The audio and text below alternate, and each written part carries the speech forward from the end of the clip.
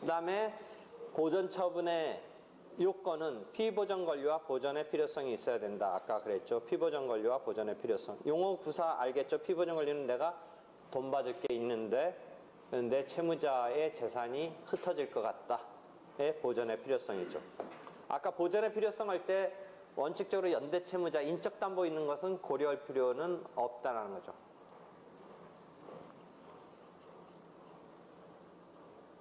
그다음에 이 보전의 필요성을 소명을 해야 되는데, 이 보전의 필요성을 소명해야 되는데 소명을 하기가 깝깝하면 돈을 내서 소명에 가름할 수는 있어요.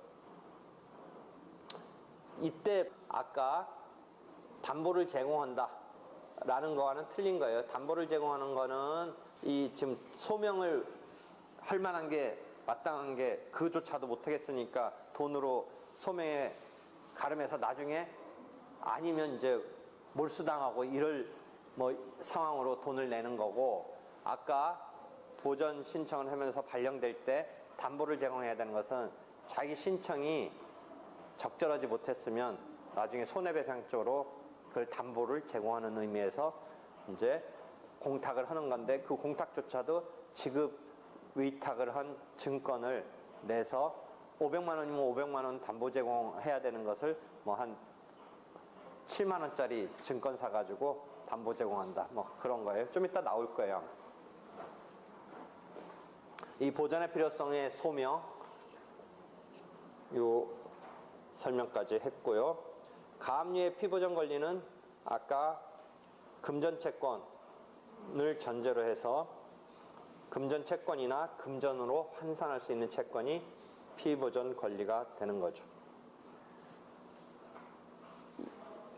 현재 성립하여 있을 것이 원칙이지만 제일 밑에 보면 이미 그 발생의 기초가 존재하는 한 조건부 채권이나 장래 발생한 채권도 경우에 따라서 가압류의 피보전 권리가 될 수 있다는 거죠. 지금 성립해서 딱 확정되어 있는 것뿐만 아니라 지금 어떤 발생의 기초가 있지만 장차 이렇게 정기적으로 발생한다든지 이런 것 등은 피보전 권리가 될 수 있다 이죠. 가압류의 보전의 필요성, 피보전 권리 다음에 보전의 필요성이 있어야 되는데, 두 번째 보면 충분한 물적 담보가 설정되어 있거나 재산이 충분히 있으면 가압류의 보전의 필요성은 없다, 그 이야기죠. 다만 아까 인적 담보는 고려 할 필요 없다라고 보는 거죠. 물적 담보의 경우는 보전의 필요성에 있어서 부정될 수 있다는 거죠. 그 다음에 자기가 지금 200만 원 받으려고 할 때는 실무상은 그런 정도 갖고는 가압류 안 받아준다 이거죠. 돈 한 200만 원씩 못 받고 있다. 근데 채무자 재산 가압류 하겠다. 이런 정도는 실무상으로는 안 받아준다 이거죠.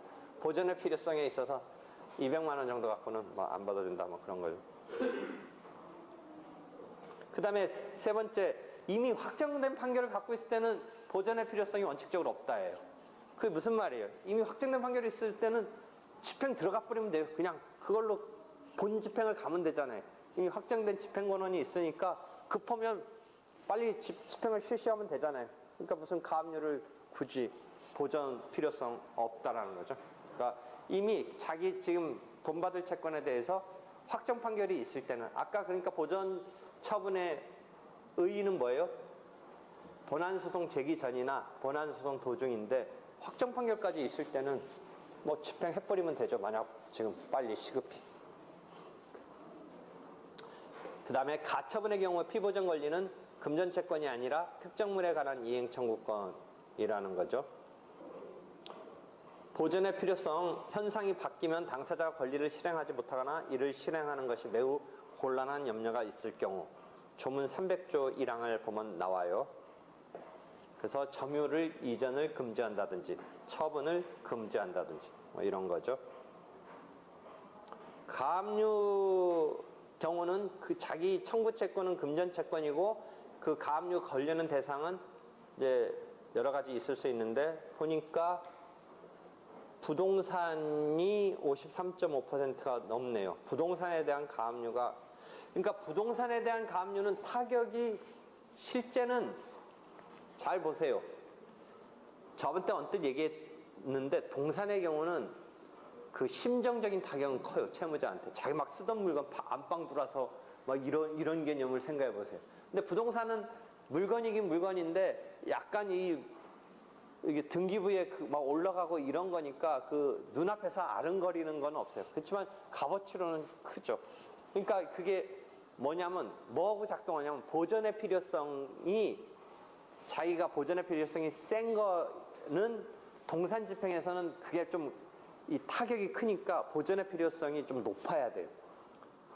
부동산에 대한 가압류 걸 때는 보전의 필요성이 좀 낮아도 이 사람한테 심정적으로 다가가는 것은 그렇게 뭐한 건 아니니까 보전의 필요성이 있긴 있대. 조금 이 동산에 대한 가압류 걸 때보다는 그렇게 막 높게 요청할 필요는 없는, 보전의 필요성이 없는 건 안 되겠지만 그 있다라는 속에서도 동산에 대해서 걸 때는 좀 더 막 엄격하게, 왜 이 채무자에 대한 타격이 심정적으로 크니까.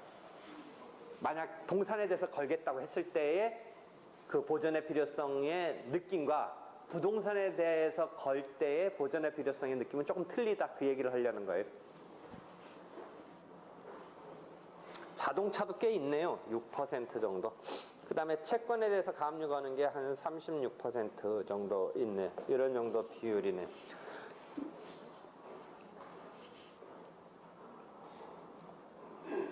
동사는 인용이 5,300건 접수에 2,700, 처리가 5,393건 처리돼서 5,393에서 인용된 게 이 정도이고, 부동산은 거의 16만 건 중에 14만 건이면 80% 넘어서는 거죠.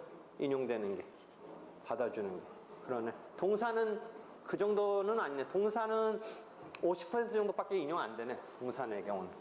그죠? 총 그런 정도 비율이잖아요. 근데 이거는 지금 몇 퍼센트예요? 16대 14면 8대 7이니까 거의 80, 90 사이 인용되네. 그죠? 자동차도 그런 정도 비율이네요. 채권도 그런 정도 비율이네요. 동산만 조금 떨어지네요. 동산은. 아까 내가 말한 게 동산에 대해서는 굳이 동산까지, 왜냐면 동산은 보아보세요. 그 값어치는 별것도 아닌데 그 눈앞에서 그 벌어지는 게 심정적으로 막 크잖아요. 근데 그 별로 값어치도 않는데, 그러니까 동산에 대해서 가압류 걸겠다는 것은 조금 그런 의미 때문인지 뭔지 좀 낮네요. 그죠? 그러니까 아까 내가 보전의 필요성도 이게 조금 보전의 필요성이 기본적으로 있어야 된다라는 것에서 그건 조금 더 엄격할 수 있겠다. 그 얘기하고도 또 연결될 수 있겠네요. 동사는 실제, 그러니까 회수원은 의미도 뭐 금전적으로 크지도 않는데 굳이 거기까지 걸다 했을 때 뭐 별 영향가도 없는 뭐 그런 데까지 막 이런 느낌으로 작동하는 것 같네요. 가압류 금지 재산은 우리가 앞에서 압류 금지 재산 설명했죠. 그러니까 동산의 경우는 압류 금지 물건이고 채권의 경우는 압류 금지 채권 배웠는데, 이 가압류도 압류니까 그게 그대로 준용돼요. 그게 그대로 준용돼서 압류가 금지되는 물건, 압류가 금지되는 채권, 그 범위 같은 게 여기서 그대로 쓰이니까 그거 준용해서 이해하면 돼요. 그 계속 반복되는 게 요게 실제 이제 채무자의 상황에 반영해서, 기존에는 무조건 2분의 1 압류 금지 했었었는데 채권에 있어서, 지금은 300만 원 기준으로 그보다 이제 더 많은 막 600, 700 이런 거와 150도 안 되는 경우를 좀 구별해서 약간 차등해서 압류 금지 채권 그 설정하고 이런 거 설명한 바가 있죠. 요게 그 설명이네. 그때도 한번 봤던 설명이에요. 요게. 압류가 금지되는 채권, 여기 보면 그때 한번 요건 설명했는지 모르겠는데, 예금, 우리가 돈을 요새 현찰로 손에 갖고 있는 현금으로 갖고 있지 않고 은행에 넣고서 뭐 쓰고 있는데 그게 은행에 넣었다고 해서 잉여 돈이 아니라 그러니까 막 예금으로 순수하게 재산으로서 은행에 넣고 있는 게 아니라 어떤 요새의 생활상 은행에 생활비적인 게 넣고 있는 이런 상황이지 그 꼭 남는 여분의 돈을 예금한다라고 해서 은행에 넣지 않잖아요. 그런 부분도 있지만 그러니까 은행에 대한 채권이라고 해서 그게 생계적인 지금 막 그때그때 써야 될 돈 그런 부분은 좀 압류하면 안 되겠다 이런 생각을 한 거죠. 그러니까 일반적으로 예금 채권에서 막 잉여 돈을 남는 돈을 은행에다 넣다가 아니라 자기 생활비적인 돈을 넣으면서 쓸 수도 있는 거니까 1개월간 생계 유지에 필요한 예금은 예금 채권이라고 해서 무자비하게 그거 막 그냥 하는 게 아니라 압류하지 못하도록 뭐 한다든지 뭐 이런 조치를 하고 있다라는 거죠. 그다음에 금융기관에 개설된 채무자의 경우 이건 이미 설명했죠. 월급 같은 경우를 상정했을 때 2분의 1을 압류 못하도록 했지만 그게 계좌이체로 자기 월급이 들어왔을 때는 그 속성이 월급 속성이 아니라 예금 채권 속성이 돼서 2분의 1 범위의 압류 금지어는 그게 풀어지니까 그게 문제가 돼서 오히려 이제 다 압류까지도 할 수 있는 상황이 그간에 있었는데 2004년도 5년도 이때 개정돼서 그 부분에 해당하는 압류 명령을 취소할 수 있는 뭐 이런 제도를 지금 두고 있다 그런 거죠. 그렇죠? 그런 설명이 있고요. 그 다음에 이제 그런 기본 설명 다음에 진짜 신청 어떻게 하느냐 서면으로 한다라는 거죠. 그런데 여기에 보면 가압류 신청 진술서라는 게 하나 있어요. 이것도 2004, 5년도에 나왔는데 아까 말한 이게 남용되니까 신청이 남용되니까 가압류 신청을 함에 있어서 지금 보전의 필요성 등에 대해서 그간에는 막 그냥 남용돼서 자기 돈 받을 거 있다라는 정도만으로 막 들어오니까 그 보전의 필요성을 판단하기 위해서 네가 신청하는 사람이 어떤 지금 돈 빌려주고 왜 이것을 하는 단계까지 이르려고 채무자가 지금 재산을 상황이 어떻기 때문에 부득이 이 보전 신청을 하는지 등에 대해서 진술서를 첨부하도록 하고 있어요. 그간에는 없었던 것인데 이게 2004, 5년도부터 진술서를 첨부하도록 하고 있어요.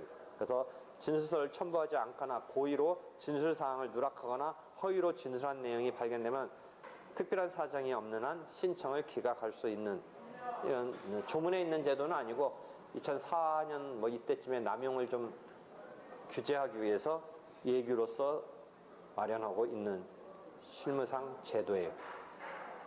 그 다음에 인지는 가압류 신청에 대한 인지가 10,000원인데 이게 혹시 변동이 있는지 모르겠고 그 다음에 임시의 지위를 정하기 위한 가처분의 경우는 본안소송 인지의 2분의 1인데 상한이 50만 원이다. 그 다음에 뭐 보정이 내려올 수 있다. 보정이 내려올 수 있다라는 거죠. 청구 채권이 진정함을 은행 같은 데는 왜 은행 컴퓨터에 이렇게 쭉 이 사람 뭐 대출금 갚고 뭐 이자 얼마 남고 이런 거 제출을 해야 되는데 그것도 없이 그냥 돈 받을 거 있다라는 식으로 하는 경우 뭐 이런 경우 소명할 것 금융거래 자료. 그 다음에 가압류 신청 진술서를 가지고 이제 좀 보전의 필요성 등을 법원이 판단하려고 하는데 그게 충실하게 기재되지 않아서 의미 없게 그냥 대충 써버리는 이런 경우에 대해서 보정할 수도 있다. 뭐 이런 것이네요. 신청서는 이런 식으로 작성된다. 채권자, 채무자, 제3채무자. 이 채권에 대한 거니까 지금 이 채무자의 제3채무자에 대해서 채권자가 가압류 걸려는 거죠.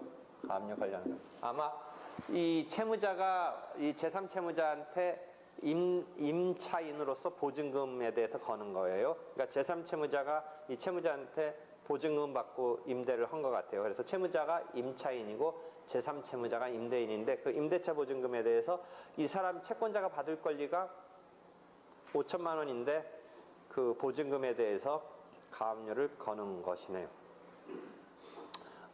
보증금 반환 채권 중에 5천만 원에 대해서 5천만 원에 이르기까지 금액. 실제는 5천만 원 더 될 수도 있는데 5천만 원까지 가압류하겠다라고 했네요. 일부에 거는 표현이네요. 이르기까지.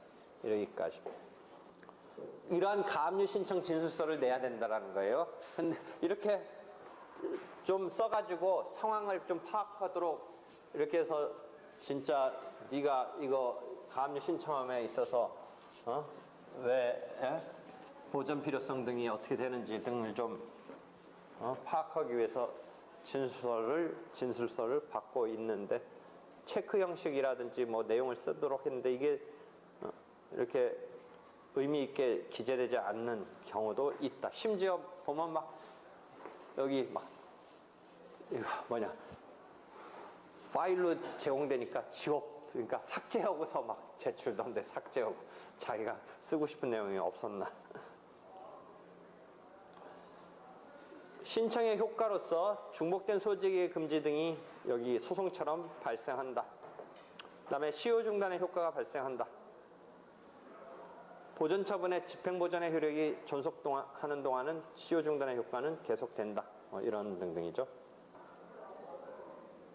그 다음에 보전소송의 심리는 실제 이제 법원이 어떻게 하냐면 서면으로 심리한다. 임의적 변론이다. 신문이다. 소송에서의 변론, 구술심리 이런 게 아니라는 거죠.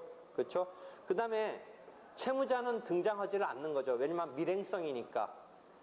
그 다음에 종례는 채권자도 신청한 사람도 없이 그냥 서면으로 됐는데 아까 남용과 관련해서 최근에는 서울중앙지방법원이 이제 선도적인 이런 이제 기준을 잡는 법원이니까 채권자는 적어도 불러서 신문하겠다. 너 왜 지금 이거 가압류 하는 것이 어떤 상황인지 대해서 아까 진술서도 내게 하고 법원 와라. 그렇지만 변론은 아니죠.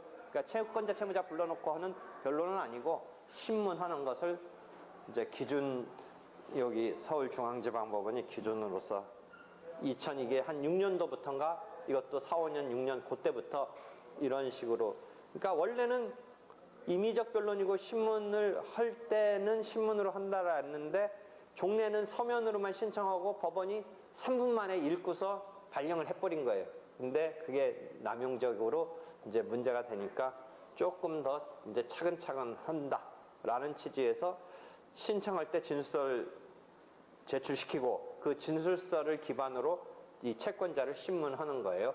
다만 이 절차는 소송의 변론 절차 같은 그런 이미지를 떠올리면 안 돼요. 채무자가 등장한다든지 이런 상황은 없는 거예요. 왜냐하면 신속성이고 밀행성이고 그런 상황을 생각해 보세요. 여기 마지막 소명의 대용, 보전의 필요성, 피보전 권리를 소명해야 되는데 이 경우에 돈을 내게 한다. 요거는 애초에 신청이 잘못돼서 손해가 채무자한테 발생했을 때 그거 물어주는 용도로 담보를 제공하는 그거는 아니고 요거는 소명을 해내는 그 부분서 돈을 내서 소명에 대신해서 가름해서 하는 그런 부분에 보증금을 공탁하는 경우도 있을 수 있다. 그런 상황이죠. 절차 진행에 대해서 다시 보면 보전 처분을 신청 채권자가 그다음에 심리허접 판사가 채권자를 이제 신문하는 이런 상황이 있다라는 거죠. 그다음에 이제 보전 명령을 발하는 데 있어서 담보를 제공하라라고 명령을 하고 담보가 제공되면 이제 보전 처분이 내려지죠. 용어는 명령이란 용어가 더 이렇게 실무상 쓰이는데 그 우리가 법률적인 실질은 결정이죠. 그 다음에 내려진 다음에 이게 집행이 되죠. 이렇게 내려진 것을 가지고 이제 처분금지 가처분 같은 등기가 올린다든지 이런 게 이제 집행되는 거죠. 여기까지는 그런 이 명령 결정문에 나오는 것은 지금 명령 단계 결정만 있는 거고 그게 집행된다는 개념이 있다는 걸 잊어버리지 마요. 그래서 그 집행하는 것은 그런데 집행문이 필요하지 않고 법원이 우리가 일반적인 판결 절차에서 판결을 받고 집행하듯이 이렇게 딱 분리돼서 당사자가 그 다음 단계를 진행한다 이런 개념은 아니고 그게 법원이 알아서 해주기 때문에 언뜻은 그런 절차가 분리되어 있는 것을 못 느낀달까 잊어버리는데 그 절차가 단계가 분리된 절차가 여기도 있긴 있는 거예요. 보전 소송이라고 우리가 쓰기도 하는데 결국 보전 명령이 내려지는 그 절차에서 집행이 있는 보전 집행으로 단계가 있다라는 거죠.